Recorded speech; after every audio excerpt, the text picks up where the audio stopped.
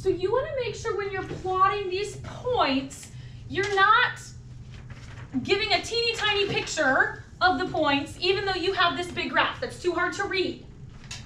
You also want to make sure that you're not extending the graph so far out that you're spending an extra 20 minutes drawing in all those markers.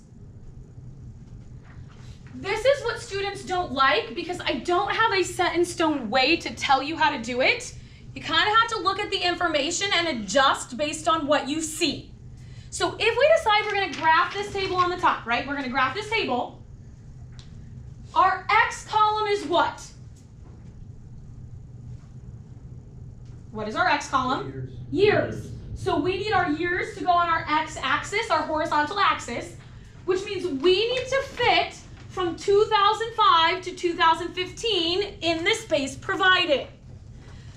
The single largest mistakes that my students make is that they plot 2005, 2006, 2010, 2012, right? And they just go down the list of what they see in their table.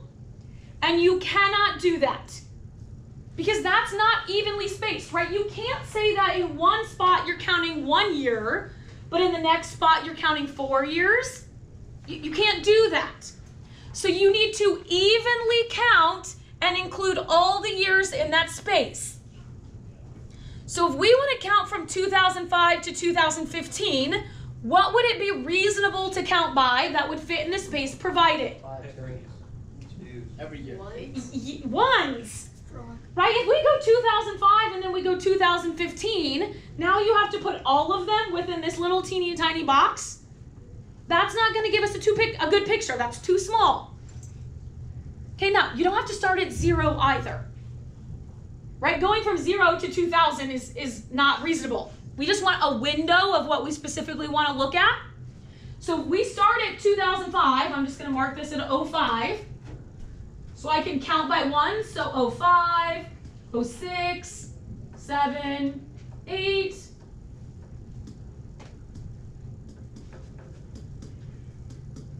Right, so you should be marking your table too. So I got everything to fit. You don't have to use the entire graph, but it needs to be a reasonable portion of the graph. Does that make sense? Not too big, not too small. What time are you supposed to be there for testing? 9:50.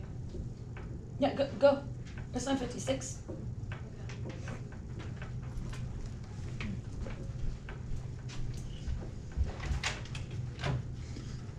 Okay, and then we're going to look at our Y table over here.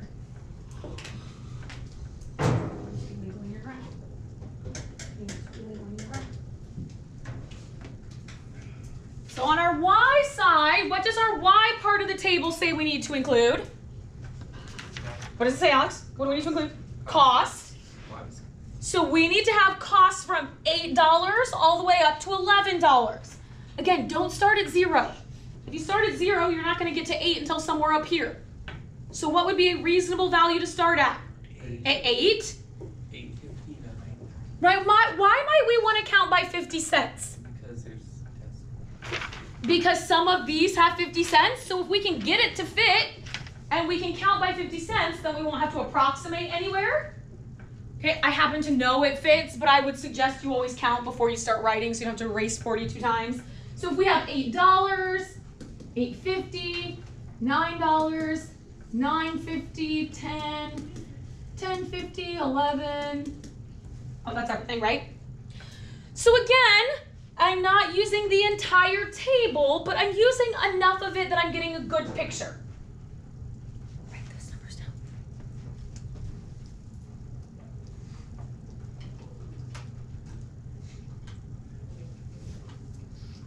This piece right here of getting that table labeled appropriately is what students miss the most. And if you don't get it labeled appropriately, then you're not going to be able to interpret the data, and then everything else falls apart. Now, once we have it labeled, hopefully, it's not a problem that we can take those points that we're given and we can just plot them on here. So now we want to take the points from the table and we're going to start graphing. So we want the point 2005, 8. So I'm going to just start graphing all my points here.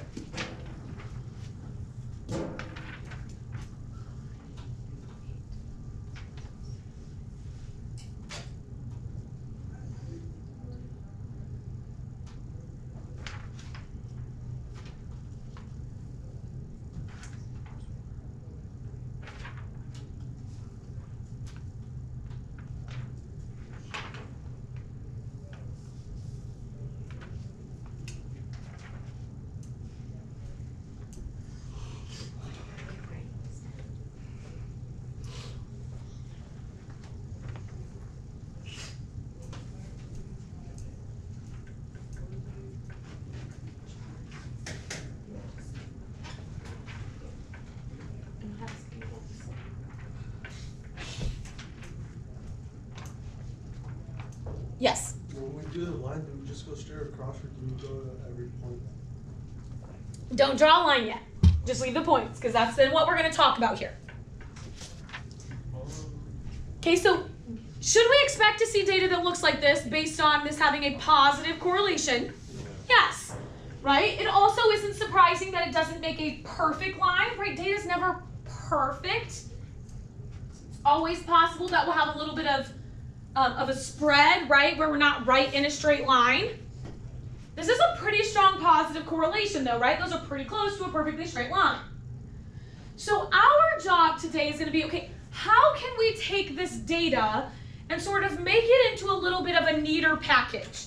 Rather than sort of just like Sam said, right, this sort of jagged thing, how could we make it into a neater package that might give us a better idea of what we would see in the future? And to do that, we're going to create something called the best fit line. Right? For today, we're not going to use technology to help make it perfect. Today, we're going to sort of eyeball it. Okay, and we're going to say when we look at this data, what can we sort of do to create a line that's doing a good job of representing this data? For a line, we need 2 points. So we're going to pick 2 points that we think are showing overall what's happening with the data. So for example,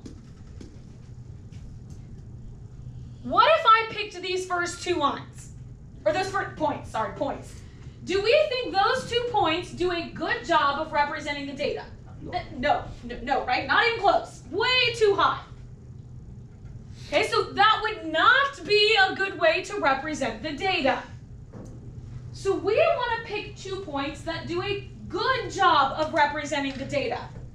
Grace, do you have 2 points or do you have a question?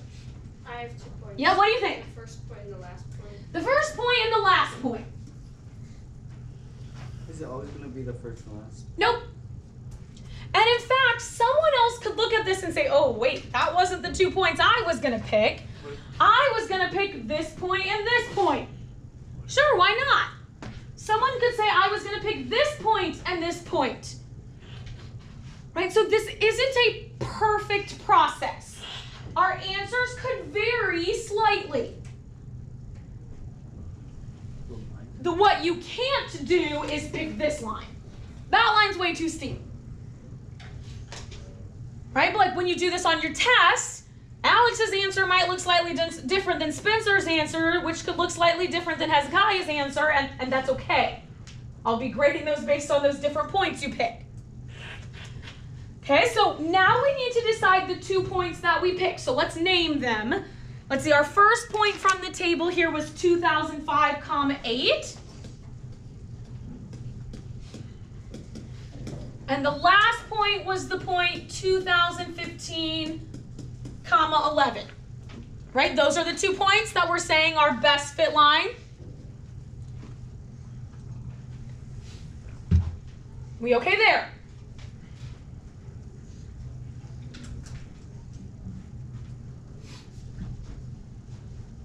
Then I'm going to scroll here. I'm going to have to recopy so I can still see the points, but you won't have to. All right, so I'm just going to write down one more time those 2 points that we picked, right? We said our 2 best fit line points would be 2005, 8 and 2015, 11.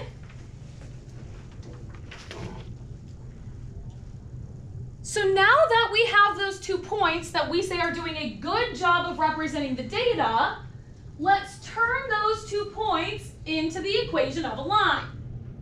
So remember what I said at the start, POD, if you knew what you were doing, this part should be a piece of cake. Because to write the equation of a line between 2 points, what are we going to do first? All right, we're going to find the slope. So we're going to say y2 minus y1. So 11 minus 8 over 2015 minus 2005. 2002. Oh.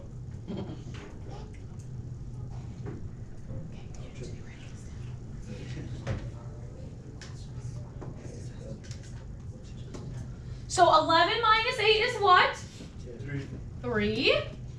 2015 minus 2005 is 10. Now, let's talk about what this problem is actually talking about. Right? What did we say according to the table? Look at the labels in the top of the table. What is this data representing? Years of the movies. And what about the years of the movies? What is it giving us? The amount. The cost, right? So that cost of the movies per year? Yeah. Which means we're talking about money. Oh, Is this how we talk about money? No, so No. So let's turn this into a decimal to talk about money. Sometimes if you're talking about money with a decimal, you're going to have to round. It just so happens the 2 points that we picked work out pretty, but sometimes you're going to have to round.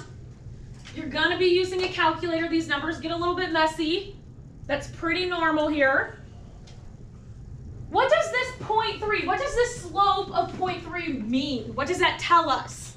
30 cents Per year. year. Right? The increase of the movie ticket is 30 cents per year. That's our rate of change. Now, we're not done with the equation of the line yet, because now we need to plug into point slope form. So we'll use our point and our slope, just like we've been doing. Yes, Michael?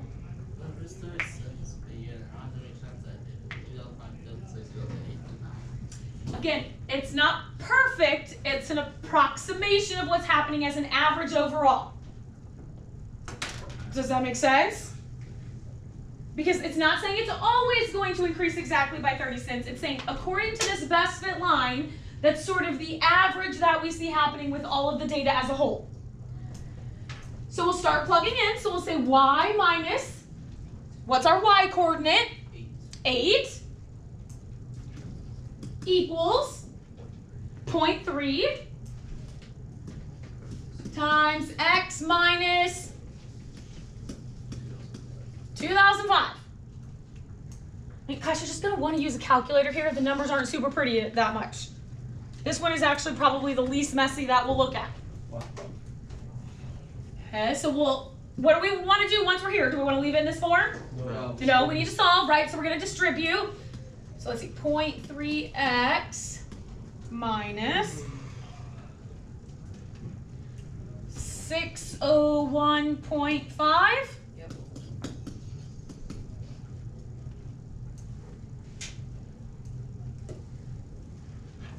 And then you add. And then we add the 8 over.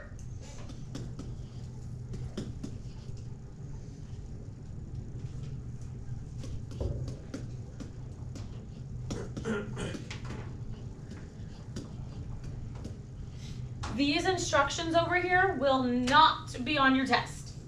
You'll have to know that when it asks you to write the equation of the line, you're picking those 2 points, you're finding the slope, you're plugging it into point slope form, you are solving for what? What does this equation represent? The amount of Oh, the decrease of the years. No. How much it was for 3 years? 2 years. What did we say the equation that we got in the POD meant? Right when we were looking at the POD? The equation of. Oops. What did we say that the line gave us when we were talking about these values? You can put in any value. We could plug in an input value and we could get its corresponding output value. So when we now look at this, this is telling us the equation of the line that if we plug in a year, it will give us the corresponding cost of a movie ticket. Okay, so flip your paper over.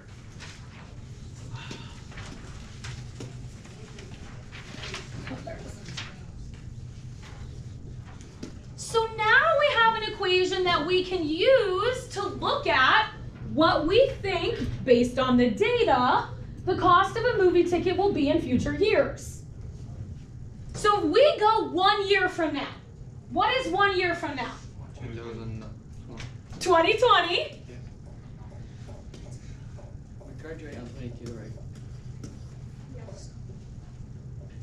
Depends. Yes. 20. We graduate in 22.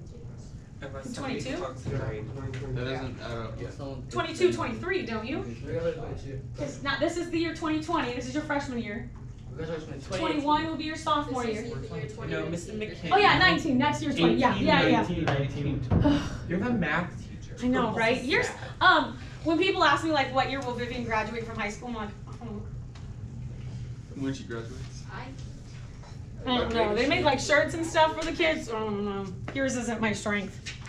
Okay, so 2020. 1 year from now, if we want to calculate the price of a movie ticket, what are we gonna do?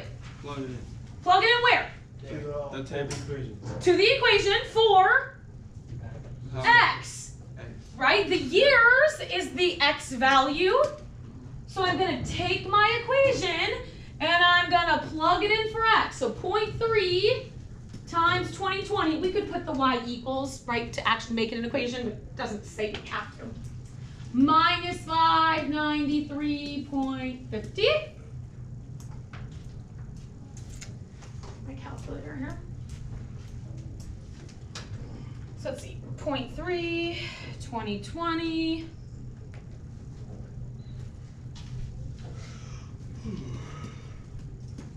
We get out 12.5. What does that 12.5 tell us? Price. Of? A movie ticket in that year. So we are talking about the cost of a movie ticket in the year 2020. Let's say we want to predict the price of a movie ticket in 10 years.